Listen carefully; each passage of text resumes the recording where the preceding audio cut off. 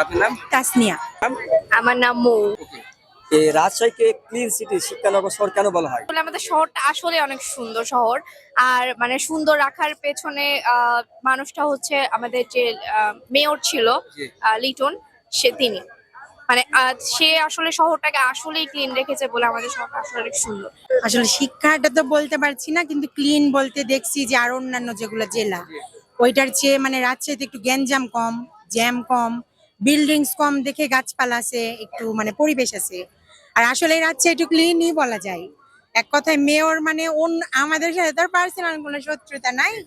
আসলে বলতে গেলে অন্যরা যে যাই ভাবুক, লিস্ট শহরটা পরিষ্কার করেছে, সে যার টাকাতেই হোক, আমাদের হোক, জনগণের হোক, যারই হোক, কিন্তু পরিষ্কার রাখছে সুন্দর। আচ্ছা, এই রাজশাহী শহরকে সবাই কেন পছন্দ করে? রাজশাহীকে ক্লিন সিটি, শিক্ষানগর শহর কেন বলে?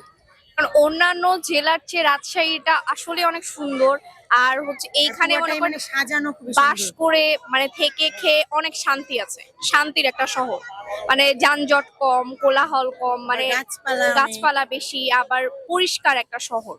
আচ্ছা, রাজশাহীর মধ্যে আপনার মানে প্রিয় জায়গা বা ঘোরার জায়গা কোথায় বলতে পারবেন? ঘোরার জায়গা বলতে তো পুরা রাজশাহী প্রিয়। রাজশাহীতে না? হ্যাঁ, মানে পুরা রাজশাহীটাই পুরা প্রিয়। রাজশাহীতেই ঘোরা মানে আপনি বেশ মানে ভালো ঘুরতে পারবে। পাশে যেটা সিএনবি, গাছপালা আছে, এই জায়গাটাও সুন্দর। আবার রাজশাহী ইউনিভার্সিটি হ্যাঁ, এটাও হ্যাঁ, অনেক এটা সুন্দর তো একটা আরো জায়গা।